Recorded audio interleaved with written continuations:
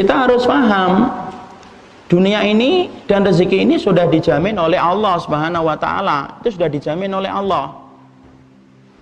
Makanya kemudian kita harus yakin. Kenapa ini harus kita yakinkan? Karena terkadang kita suka lupa terhadap apa yang Allah jaminkan untuk kita.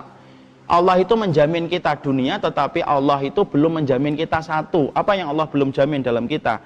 Yaitu kehidupan akhirat itu belum dijamin oleh Allah. Tapi kehidupan dunia sudah dijamin oleh Allah? Sudah. Wa ma min dabatin fil ardi illa 'alallahi rizquha.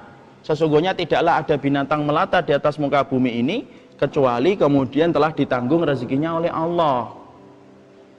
Kenapa harus kemudian kita fahamkan ini? Yang namanya pesona dunia itu kan menipu. Kan tadi kita belajar kan? Tidak ada penipu paling ulung dalam kehidupan kita kecuali dunia. Kita ini kadang-kadang lupa. Saya kadang-kadang lupa. Mungkin antum juga kadang-kadang lupa. Kita sering tertipu, terbujuk rayuan, pesona dunia. Kenapa? Dunia itu racun yang dikasih rempah-rempah yang hebat oleh setan. Makanya apa? Setan itu selalu berkolaborasi dengan dunia. Ya kan? Makanya sampai ada orang yang sudah berjihad, sampai kemudian akhirnya tergiur dengan dunia, dia tinggalkan kebenaran yang telah dia yakini. Itulah dunia. Makanya kita paham yang keempat itu apa? Dunia kita ini sudah dijamin oleh Allah.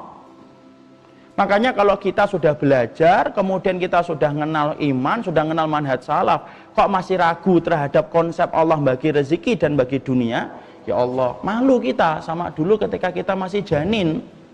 Antum tahu Makhul? Makhul itu ulama, salah satu ulama di antara para salafus saleh, namanya Makhul rahimahullahu ta'ala. Makhul itu pernah berkata gini loh, dan kata-katanya itu Masya Allah indah betul.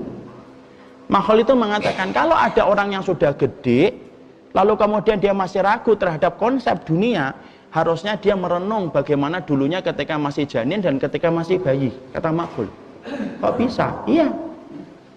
Orang itu ketika masih dalam janin, di dalam rahim ibunya, Masya Allah, dari mana kemudian dia itu mendapatkan rezekinya? Janin itu mendapatkan rezekinya itu apa? Dari jalur siklus bulanan ibunya yang ditutup oleh Allah ketika dia hamil. Masya Allah. Yang biasanya siklus bulanan tiap bulan itu loh, yang mana perempuannya aja merasa jijik melihat darahnya sendiri. Ternyata Allah memberikan rezeki bagi janin di dalam perut ibunya. Diberikan apa? Yaitu adalah diberikan rezeki untuk janin itu dari jalur siklus bulan ibunya. Makanya wanita hamil, kata Makhul, ditutup oleh Allah. Ditutup oleh Allah. Kemudian menjadi apa? Saripati yang disedot sama janinnya di dalam perut ibunya. Masya Allah. Janin tenang atau tidak tenang ketika di dalam perut ibunya? Tenang. Tidak ada janin di USG gitu. Terus kemudian janinnya pusing, gelisah. Dokternya ngomong ini janinnya gelisah bu, memikirkan menu hari ini. Tidak ada.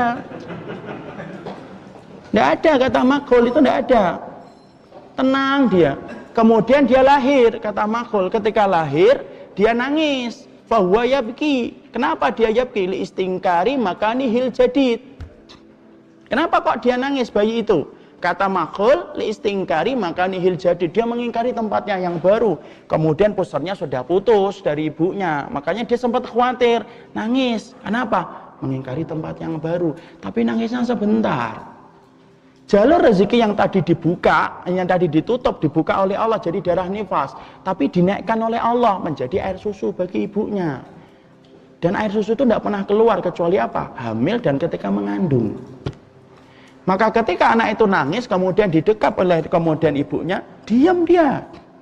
Ada nggak bayi itu kemudian cemas ketika nyusu, sembari dia ngelirik kanan, ngelirik kiri? Tidak ada.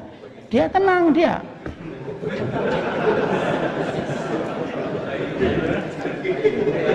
Saya ini bingung. Saya ini di depan ustadz atau di depan anak SMP ini. Stop lah.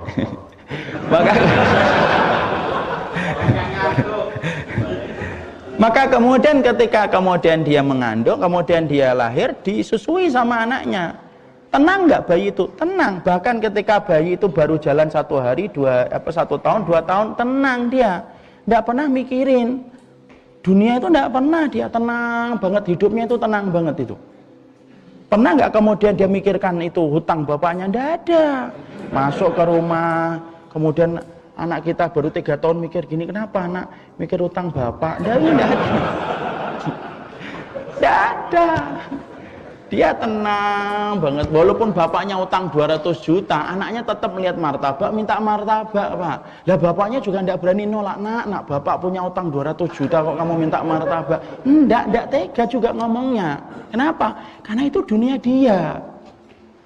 Makanya kalau kemudian kita sampai dalam kehidupan sudah jadi ikhwan, sudah ngerti, kok masih kemudian memikirkan hal yang haram, sudah ada fatwanya, para ustaz sudah memberikan arahan, ini tidak boleh loh, ini syubhat loh, ya kok kemudian kita kurang yakin sama Allah, loh kita ini nggak kenal Allah berarti.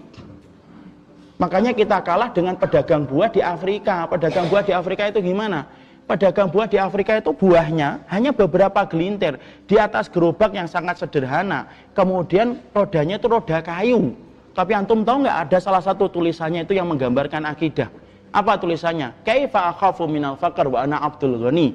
Gimana saya takut menjadi miskin kalau saya itu hamba dari Zat yang maha kaya.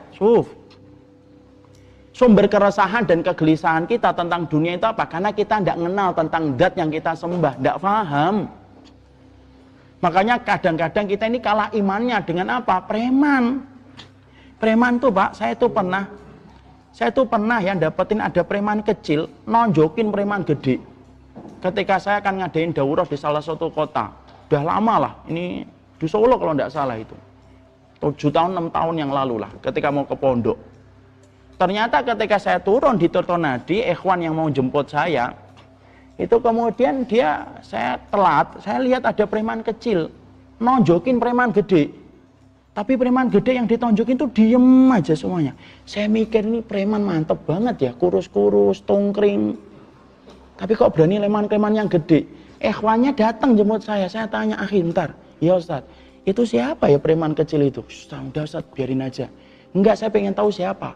"Itu anaknya preman senior."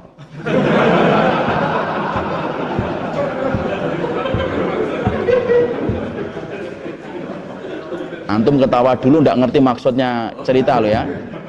Kemudian berani nempeleng itu, karena apa? Karena preman-preman yang gede itu nggak berani sama bapaknya. Loh, saya cuma mikir, loh kalau preman yang tungkring, dia yakin sama bapaknya, bahwasanya bapaknya itu nanti akan nolong dia. Loh, kita ini hambanya Allah, kok nggak yakin Allah itu akan berikan rezeki sama kita? Maaf loh, berarti kita ini kalah imannya dengan preman ketika dia yakin sama bapaknya. Antum tahu nggak cheerleader? Tahu cheerleader kan? Cheerleader yang haha hihi huhu itu loh, yang biasanya basket itu loh. Itu ternyata saya pernah ngeliat ada cheerleader dulu di SMP, dulu saya SMP. Itu kemudian cheerleader itu sampai membentuk piramida hidup ke atas sana. Tahu kan? Paling atas. Yang paling atas nanti melakukan tindakan ekstrim. Apa tindakan ekstrimnya? Dia menjatuhkan ke belakang. Padahal di bawah itu tanah itu apa? Lantainya itu lantai beton. Kalau kena kepala, pecah kepala. Tapi kenapa dia yakin menjatuhkan dirinya dari ketinggian semacam itu? Karena dia yakin temannya itu tidak akan ninggalin dia makan mie ayam ketika dia menjatuhkan dirinya. Kita ini, makanya betul kata Imam Ibnu Qayyim. Imam Ibnu Qayyim itu sampai mengatakan, dinukil oleh Imam, kemudian Imam Ibnu Rajab itu, dikatakan sumber keresahan itu adalah ketika kita bersandar sama Allah tetapi kita tidak kenal sifat-sifatnya Allah. Padahal salah satu sifatnya Allah itu apa? Rozak. Makanya kalau kita belajar ini, maaf loh, tidak perlu kita nyenggol yang haram, tidak perlu nyenggol yang syubhat, akhi. Kenapa? Itu yang menjadikan perjuangan kita susah mendapatkan kemenangan. Kenapa? Ketika kemaksiatan masih kita makan. Kan tadi kita nyampaikan, salah satu dosa yang paling cepat ngeluarin orang dari surga itu apa? Makanan. Nabi Adam itu hanya makan 1 gigitan buah tok, 1 gigitan tok loh, akhi. Nabi Adam tidak minta nambah itu buahnya, nambah dulu ya Allah, enggak. 1 gigitan langsung Allah turunkan, padahal itu cuma 1 gigitan. Nabi Adam tidak berzina, Nabi Adam tidak membunuh, Nabi Adam tidak ngapa-ngapain Hawa. Nabi Adam cuma makan 1 gigitan buah, tapi cukup bagi Allah untuk memberikan hukuman kepada Nabi Adam. Kenapa? Karena masalah perut itu bukan masalah yang kecil di sisi Allah. Ya, makanya kita harus paham. Makanya kita diberikan penerangan itu sama Malik bin Dinar. Malik bin Dinar rahimahullah ta'ala, seorang ulama yang akhirnya jadi ulama setelah beliau bertaubat ketika beliau itu peminum khamr. Itu pernah beliau itu ketika makan, kemudian ada kucing yang dekat sama beliau. Saat itu Malik bin Dinar itu ngambil potongan daging, dikasihkan daging itu kepada kucing itu. Kucing itu hanya gigit tak, akhi, digigit tak. Setelah itu dibawa pergi. Malik bin Dinar kan mikir, Masya Allah, kok ada ya kucing dikasih daging nggak dimakan. Kemudian apa yang dilakukan oleh Malik bin Dinar? Dibuntutin itu kucing tersebut sampai keluar dari rumahnya Malik bin Dinar. Terus ditelusuri itu. Kemudian ternyata daging itu ditaruh di depan sebuah lubang. Kemudian Malik bin Dinar itu yatasa'al fidihnihi. Yatasa'al itu dia bertanya-tanya sama perasaannya. Ini lubang apa ya? Kok sampai kucing rela mematikan fitrahnya untuk makan daging itu dan kemudian dikasihkan di depan lubang itu? Tidak lama Allah jawab. Apa yang Allah jawab? Keluar ular itu dalam keadaan tua, kemudian matanya buta. Kelihatan dari kulitnya ular itu dan kelihatan dari matanya yang buta. Ngendus-ngendus dagingnya, dimakan dagingnya, masuk lagi ke dalam. Malik bin Dinar ketika melihat itu gemeter ya. Dan kemudian berkata apa? Kalau kemudian rezeki ular di dalam lubang tua dan kemudian buta, ternyata diatur rezekinya melalui seekor kucing yang fitrahnya kucing itu tidak pernah dekat sama ular. Tapi Allah matikan fitrahnya kucing sementara hanya untuk mengalirkan daging itu. Bagaimana dengan orang yang beriman?